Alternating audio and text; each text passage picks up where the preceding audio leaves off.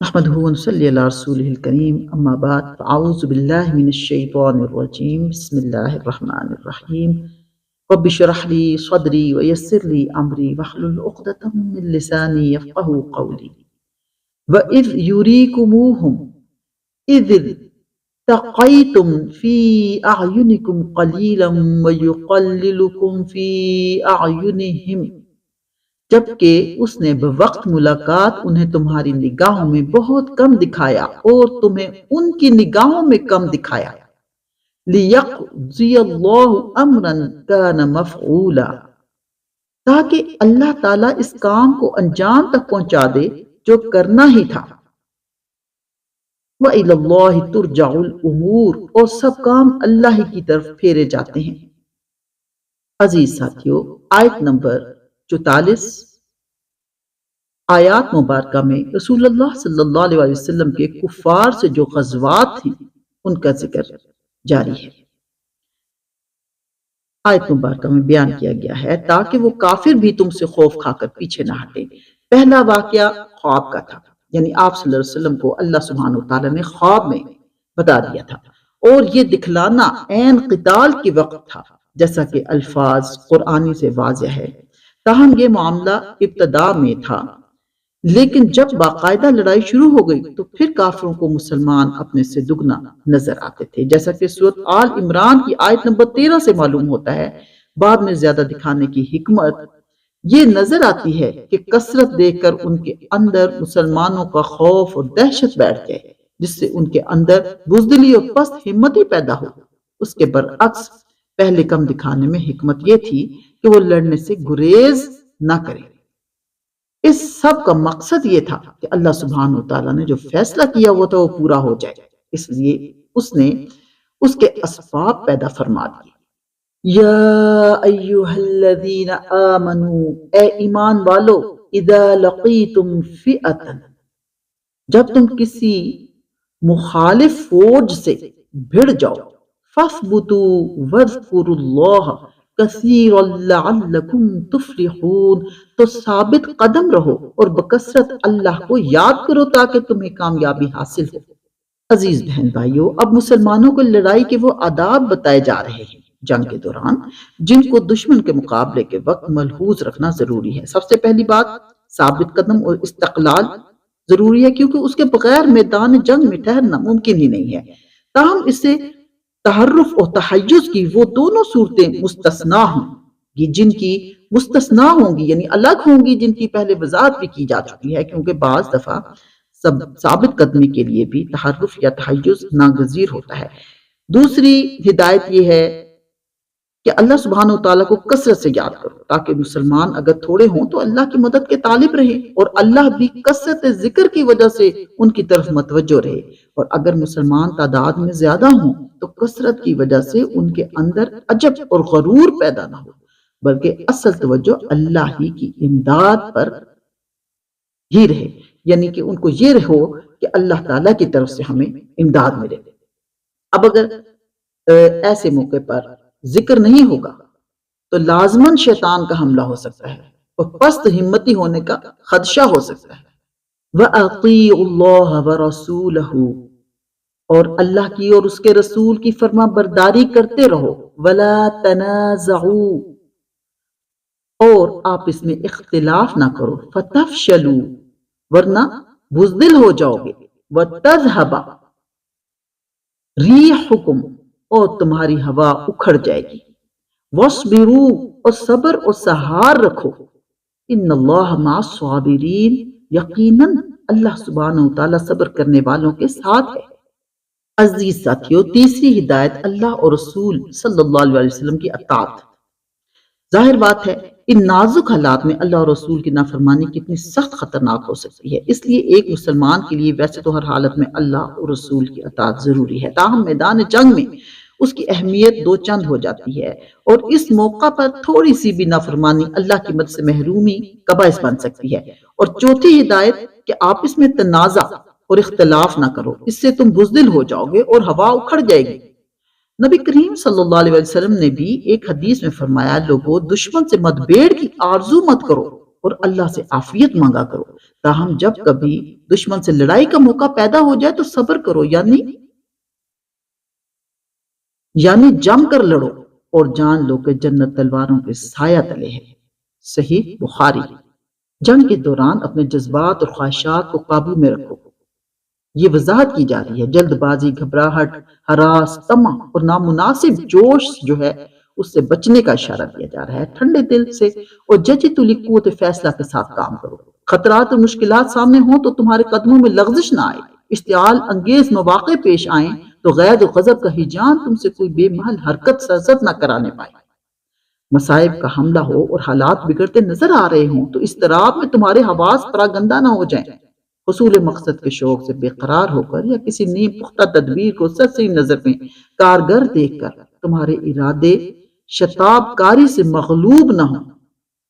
اور اگر کبھی دنیاوی فوائد اور منافع اور لذات نفس کی ترغیبات تمہیں اپنی طرف لبھا رہی ہوں تو ان کے مقابلے میں بھی تمہارا نفس اس درجہ کمزور نہ ہو کہ بے اختیار ان کی طرف کھنچ جائے۔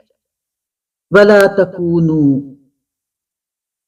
اور ان لوگوں جیسے نہ بنو، کالذین خرجوا من دیارہم، جو اتراتے ہوئے اور لوگوں میں خود نمائی کرتے ہوئے اپنے گھروں سے چلے۔ بطرم ورئاء الناس، خود نمائی کرتے ہوئے اور اتراتے ہوئے اپنے گھروں سے چلے۔ وَيَصُدُّونَ عَن سَبِيلِ اللَّهِ، اور اللہ کی راہ سے روکتے تھے۔ وَاللَّهُ بِمَا يَعْمَلُونَ مُحِيطٌ، جو کچھ وہ کر رہے تھے اللہ اسے گھیر لینے والا ہے۔ جو کچھ وہ کر رہے تھے اللہ اسے گھیر لینے والا ہے۔ اشارہ ہے کفار قریش کی طرف جن کا لشکر مکہ سے اس شان سے نکلا تھا کہ گانے بجانے والی لونڈیاں ساتھ تھیں، جگہ جگہ ٹھہر کر رقص اور سرور اور شراب نوشی کی محفلیں برپا کرتے جا رہے تھے۔ جو قبیلے اور قریے راستہ میں ملتے تھے ان پر اپنی طاقت اور شوکت اور اپنی کثرت تعداد اور اپنے سر و سامان کا روب جماتے تھے اور ڈینگے مارتے تھے کہ بھلا ہمارے مقابلہ میں کون سر اٹھا سکتا ہے۔ یہ تو تھی ان کی اخلاقی حالت، اور اس پر مزید لعنت یہ تھی کہ ان کے نکلنے کا مقصد ان کے اخلاق سے بھی زیادہ ناپاک تھا، یعنی کہ وہ اللہ کے نیک بندوں، اللہ والوں کے خلاف لڑنے کے لیے نکلے تھے۔ اس پر مسلمانوں کو متنبہ کیا جا رہا ہے کہ تم کہیں ایسے نہ بن جانا، تمہیں اللہ نے ایمان اور حق پرستی کی جو نعمت عطا کی ہے اس کا تقاضا یہ ہے کہ تمہارے اخلاق بھی پاکیزہ ہوں اور تمہارا مقصد جنگ بھی پاک ہو۔ عزیز ساتھیو، یہ ہدایت اسی زمانہ کے لیے نہیں تھی، آج کے لیے بھی ہے اور ہمیشہ کے لیے ہے۔ کفار کی فوجوں کا جو حال اس وقت تھا وہی آج بھی ہے۔ کعبہ خانے اور فواہش کے اڈے اور شراب کے پیپے ان کے ساتھ اس طرح لگے رہتے ہیں، خفیہ طور پر نہیں بلکہ علی الاعلان نہایت بے شرمی کے ساتھ وہ عورتوں اور شراب کا زیادہ سے زیادہ راشن مانگتے ہیں، اور ان کے سپاہیوں کو خود اپنی قوم ہی سے یہ مطالبہ کرنے میں باک نہیں ہوتا کہ وہ اپنی بیٹیوں کو بڑی سے بڑی تعداد میں ان کی شہوات کا کھلونا بننے کے لیے پیش کریں۔ ان کافروں کی لڑائی کا اصل مقصد یہ ہوتا ہے کہ خدا نے اپنی زمین میں جو کچھ سارے انسانوں کے لیے پیدا کیا ہے اس پر تنہا ان کی قوم متصرف ہو اور دوسرے اس کے چاکر و دست نگر بن کر رہیں۔ بس اہل ایمان قرآن کی دائمی ہدایت ہے کہ ان فساق و فجار کے طور طریقوں سے بھی بچیں اور ان ناپاک مقاصد میں بھی اپنی جان اور مال کھپانے سے پرہیز کریں جن کے لیے یہ لوگ لڑتے ہیں۔ آیت مبارکہ میں مسلمانوں کو اس کافرانہ شیوے سے روکا گیا ہے کہ یہ والا طرز عمل اختیار نہیں کرنا ہے، مومن کا طرز عمل اختیار کرنا ہے۔ وَإِذْ زَيَّنَ لَهُمُ الشَّيْطَانُ أَعْمَالَهُمْ، جبکہ ان کے اعمال کو شیطان انہیں زینت دار دکھا رہا تھا۔ وَقَالَ، اور کہہ رہا تھا، لَا غَالِبَ لَكُمُ الْيَوْمَ مِنَ النَّاسِ، کہ لوگوں میں سے کوئی بھی آج تم پر غالب نہیں آ سکتا۔ وَإِنِّي جَارٌ لَكُمْ، میں خود بھی تمہارا حمایتی ہوں۔ فَلَمَّا تَرَاءَتِ الْفِئَتَانِ، لیکن جب دونوں جماعتیں نمودار ہوئیں، نَقَصَ عَلَىٰ عَقِبَيْهِ، تو اپنی ایڑیوں کے بل پیچھے ہٹ گیا۔ وَقَالَ، اور کہنے لگا، إِنِّي بَرِيءٌ مِّنْكُمْ، میں تو تم سے بری ہوں۔ إِنِّي أَرَىٰ مَا لَا تَرَوْنَ، میں وہ دیکھ رہا ہوں جو تم نہیں دیکھ رہے۔ إِنِّي أَخَافُ اللَّهَ، بے شک میں اللہ سے ڈرتا ہوں، واللہ شدید العقاب، اور اللہ تعالیٰ سخت عذاب دینے والا ہے۔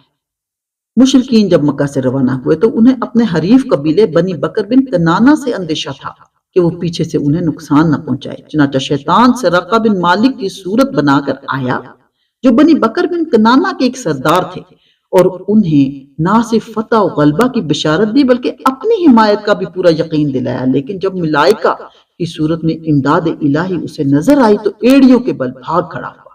اللہ سبحانہ وتعالیٰ کا خوف تو اس کے دل میں کیا ہونا تھا، تاہم اسے یقین ہو گیا تھا کہ مسلمانوں کو اللہ کی خاص مدد حاصل ہے، مشرکین ان کے مقابلے میں نہیں ٹھہر سکیں گے۔